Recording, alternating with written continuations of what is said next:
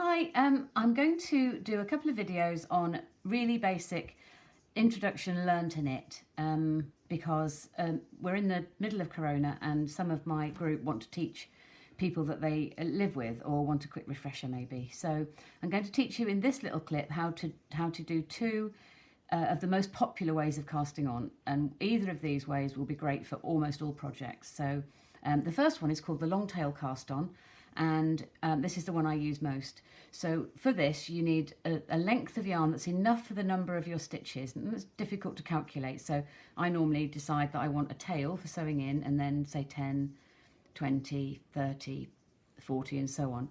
And then you make a slip knot. So you've got your long tail here and the rest of the yarn that's attached to the ball of wool here.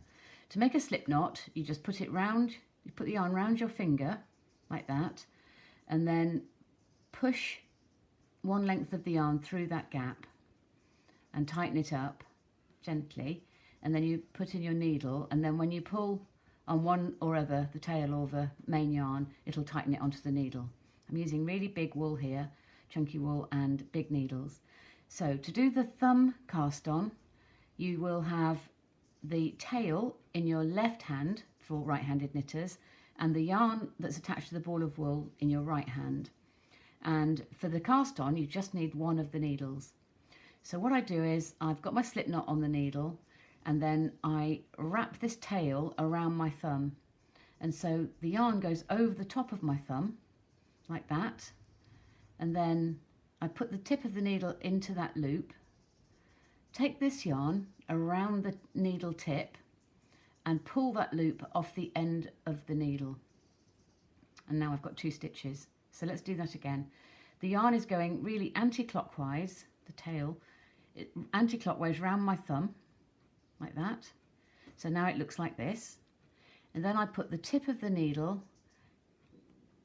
into that loop, and then take the other yarn, the working yarn, around the tip of the needle, and then slip that loop off the front of the needle, and it makes another stitch. So slowly, one more time, around my thumb, anti-clockwise, put the needle under the yarn and into the loop, take the other length of yarn around the needle tip, and then pop that loop off the needle. So when you get into a bit of a rhythm with this, it's a very quick way of casting on, because you're just able to quickly just go round the needle and round your thumb. And it gives you a really nice cast on. When you knit the next row, this will be the right side, so I've turned it round, and that's what you have at the bottom of the knitting, which is actually really attractive. So that's one way. The other way is a way called the cable cast on, and for this you don't need a long tail, you just need a tail long enough to sew in at the end of your project. So I always leave a fairly generous tail.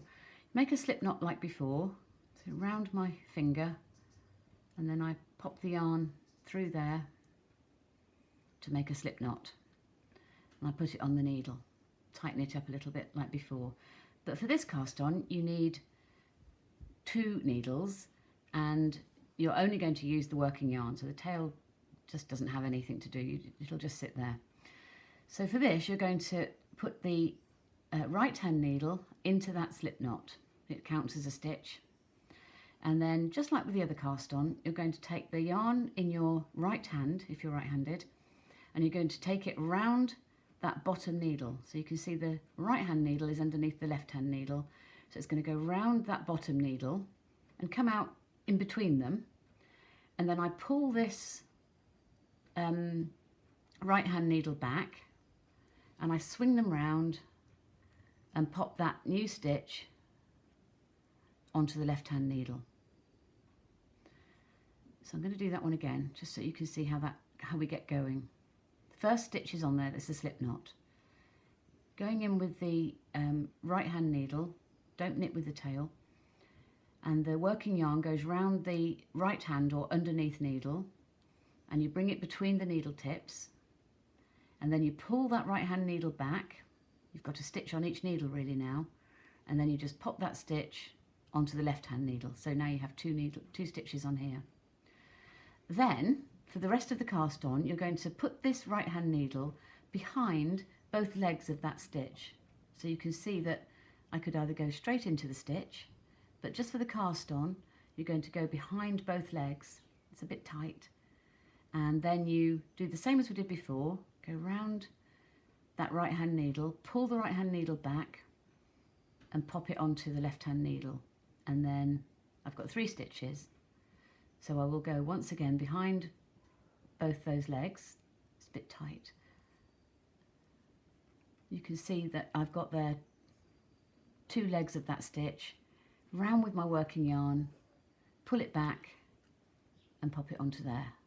Now, I don't like this method as much because it's much slower, but actually when you've got enough stitches on, it does look very similar. This way, which is called a cable cast on, gives you a slightly tighter cast on edge, and the first one that I showed you, which is called the thumb or the long tail cast on, gives you a slightly more elastic edge. So those are the 2 main ways of casting on for most projects.